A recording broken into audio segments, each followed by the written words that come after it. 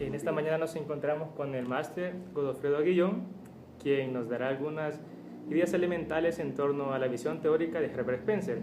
Buenos días, máster. Buenos días, es un gusto poder colaborar con ustedes en este esfuerzo que andan haciendo. Sí, queríamos darle las gracias porque a raíz de la actividad que se nos ha encomendado en la cátedra de Introducción al Pensamiento Social, queremos abordar los principales aspectos de uno de los autores más influyentes del siglo pasado, Sí. y es Herbert Spencer, y queremos preguntarle a grandes rasgos, cuál es la visión teórica del referido autor, cuáles son sus premisas que pueden aportarse a las ciencias sociales.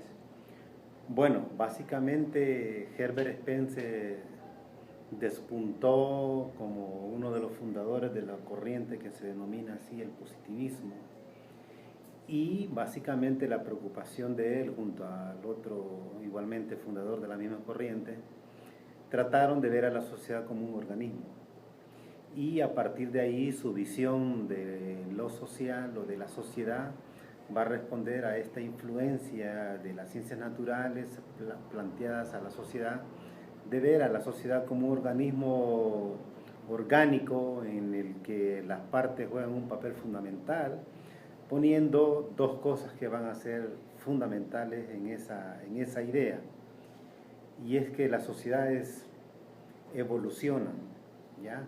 Y en esa evolución siguen ciertas pautas de conducta que la guían a partir de una idea que le va a ser igualmente cara a esa corriente, que es la idea de progreso.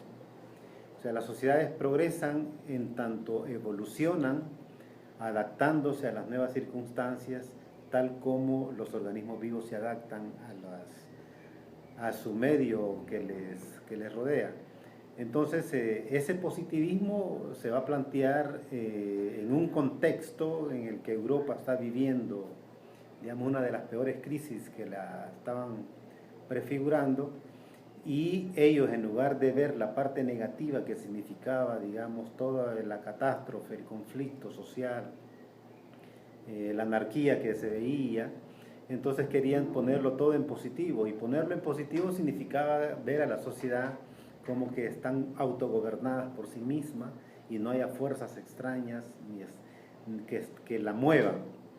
Entonces eso lo que va a remarcar es que ellos van a poner una tesis fundamental, y esa tesis fundamental es la que se va a mantener hasta el día de hoy, que tiene que ver con que las sociedades evolucionan a partir de las adaptaciones que cada una de ellas, según las propias circunstancias históricas que les corresponde vivir. Okay. Dentro del planteamiento de Herbert Spencer se podría ubicar que él apuesta mucho por la influencia del individuo, una visión microsocial, o apuesta a grandes dimensiones macrosocial. Bueno, como estaban comenzando con una corriente novedosa que iba a tener gran influencia incluso fuera de Europa, les apostaban más a la parte individual, ¿ya? En el entendido de que lo individual es lo fundamental para poder entender el comportamiento de la sociedad a partir del individuo. Entonces, para ello bueno, y para todas las corrientes positivistas, lo individual es el sello fundamental que marca la comprensión de las sociedades a partir de las conductas de los individuos, y al mismo tiempo este individuo persigue o se guía por un orden, porque además esa era otra de las ideas básicas del positivismo, que frente a al conflicto o a las perturbaciones que vivía Europa, preferían crear un orden social espontáneo, incluso. Y ahí es donde cae la forma como el individuo entra a relacionarse con ese orden espontáneo. Un orden que incluso no es creado por el ser humano, sino que es un orden espontáneo, y por lo tanto es natural que eso sea así. Es como que, por eso te digo, la influencia viene de las ciencias naturales, y ven al ser humano como un organismo vivo, que tenés que adaptarte a ese orden que no ha tenido ninguna mano humana, sino que es algo muy espontáneo que apareció ahí. Por lo tanto, lo que el hombre va a hacer es lo artificial a ese orden espontáneo. Se podría decir que el individuo es como un compuesto adherido a ese organismo. Sí, es un átomo dentro de un mar de totalidades. ¿Ya? La pregunta venía en referencia a la visión de George Simmel, que apostaba mucho por la interacción individual. Correcto. Así otras visiones como el interaccionismo simbólico, que entendería que se evoluciona posteriormente, pero son esas interacciones individuales las que marcan una gran influencia en el pensamiento de Herbert Spencer. Sí. ¿Alguna relación que quisiera destacar con Augusto Comte? Bueno, la idea es que esa es la idea básica que se va a entender la sociología como tal, de que el individuo no puede vivir de manera aislada. No es un Robinson Crusoe viviendo en una isla, sino que es un individuo que vive en sociedad.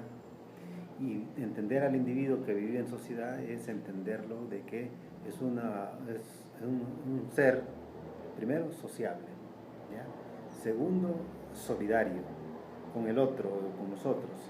Por lo tanto, esa parte se va a destacar mucho en Herbert Spencer y Comte, de que el individuo solo puede vivir en sociedad respetando toda su subjetividad a partir de las condiciones materiales que lo rodean. Sí. La crítica a la visión teórica de Herbert Spencer se podrían puntualizar en cuáles. ¿Cuáles serían las críticas a su visión académica? Bueno, quizás la principal es no entender que las sociedades responden a ciertos momentos históricos y que en toda sociedad siempre existen inconformidades, inconveniencias que se desatan o convergen hasta madurar en conflictos sociales. Entonces, los conflictos sociales han estado presentes desde el origen de la humanidad, ¿ya?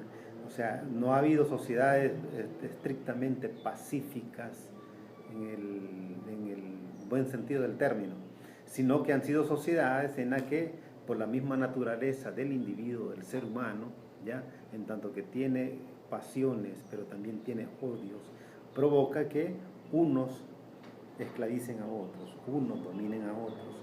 Y eso ha llevado a guerras, a enfrentamientos de distinta naturaleza, no solo en términos de armas. Entonces, ese conflicto no lo entiende, digamos, esta corriente, ¿ya? ¿Por qué? Porque creen que el ser humano es igual, responde a un orden natural, y el ser humano no tiene esa connotación. Entonces, la principal crítica que siempre se les ha imputado a la corriente positivista en general es que le temen al conflicto. ¿Por qué? Porque eso les desarma todo, no solo el discurso, sino que se les desarma toda la teoría, ¿ya? Porque la teoría es tanto microscópica como a nivel de toda la sociedad, ¿ya? Pareciera que es muy estática, muy rígida. Recuerdo un planteamiento de Comte en relación a Spencer. Recuerdo que Comte creo que hablaba de física social en su momento, y posteriormente hablaba de la idea del progreso. Pero cuando habla de la idea del progreso, me gustaría saber cuál es su opinión en torno al cambio social, si el conflicto es motor del cambio, una cuestión antagónica que impulsa el mismo cambio, o es una predestinación contraria al desarrollo de la sociedad. ¿Cuál es su opinión? Bueno, pues como ellos estaban muy influenciados por las ciencias naturales y sobre todo por la física, bueno, de hecho la física iba en un desarrollo impresionante en esa época de ellos, entonces agarraron eso como un modelo para poder entender a la sociedad. Por eso es que el fulano le denominó la física social, bajo el entendido de que hay movimiento, ¿ya? Por lo tanto las sociedades están en movimiento y eso responde. Entonces, el motor de la sociedad, justamente desde la perspectiva de ellos, no va a ser el conflicto, ¿ya? El motor de la sociedad va a ser cuando los individuos se sometan, digamos, a un orden natural que les provee todo lo necesario para poder vivir. Entonces, a partir de eso, su motor, fíjate, el motor de la sociedad en la corriente positivista es el individuo, ¿ya?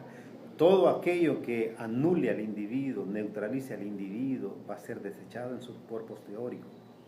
Y eso pasa por entender que la lucha, el conflicto, el enfrentamiento genera un desorden, ¿ya? Es lo contrario, a un orden. Entonces, eso genera una caldera, una sociedad que está en tremendo conflicto. Por lo tanto, ellos nunca van a creer que el cambio social puede provenir a partir de un conflicto, a partir de una lucha, sino que entender que es el individuo, digamos, la base fundamental para generar los cambios, ¿ya? Bajo el entendido que ellos a veces se descontextualizan cuando analizan al ser humano. Y eso pasa incluso no solo con ellos, sino con aquellos que en el siglo XX siguieron los mismos pasos que ellos. Estamos hablando, por ejemplo, Hayek es uno de los tantos que creen que el orden natural, espontáneo del mercado es lo fundamental, y la libertad individual cuenta mucho en ese orden individual. Claro, él bebió mucho de la fuente esta positivista. Entiendo que Spencer, Comte dominaron durante un cierto... establecieron paradigmas dentro de la sociología, igual que Talcott Parsons, que dominó cierta parte del siglo anterior. Para ir cerrando, en la actualidad, ¿cuál es la visión sociológica que tiene? ¿Cuáles son las ideas dominantes de la sociología en la actualidad que se pueden desprender, o no existe una tesis dominante, sino que confluyen diferentes posturas? Sí, recordar que la ciencia y la ciencia social de manera particular están divididas, digamos, o sea, no existe unanimidad en las teorías. Por supuesto que en determinados momentos siempre se impone una sobre las otras, ¿verdad? En otras palabras, hay teorías que son dominantes durante cierto tiempo, pero eso no implica que las que están en calidad de dominadas o que están marginadas, están fuera del debate o no se debaten, no se incorporan al debate, no existan. Lo que sucede es que eso pasa por entender que los grupos de la sociedad interactúan con los que están afuera de la sociedad. O sea, hay agentes externos, instituciones externas que están influenciando la manera como un gobierno o una sociedad o los grupos dominantes logran ese dominio. Y a partir de ahí se da el enfrentamiento entre las teorías sociales. O sea, no hay teorías sociales unívocas, sino más bien diferentes teorías sociales que permiten entender cómo se comportan las sociedades, y dentro de estas sociedades el individuo como tal, ¿ya? O sea, yo no te puedo decir que una teoría, lo que sí es cierto es que la teoría positivista desde la mitad del siglo pasado empezó a cuestionarse muy seriamente, ¿ya? Y desde entonces para acá todavía se convive con ese conflicto teórico que al final tiene una correspondencia con la práctica, porque determinados gobiernos llegan y ellos llegan y practican ciertas teorías, ¿ya? Y que generalmente es la teoría que está dominando en el momento. ¿Por qué? Porque a nivel mundial esa teoría es la que domina. Comprendo, sí. Bueno, era prácticamente esas las ideas fundamentales que puede aportarse Herbert Spencer. Le agradecemos el servicio, la disponibilidad que ha tenido para este grupo y para todos aquellos que estén interesados en el pensamiento de Herbert Spencer.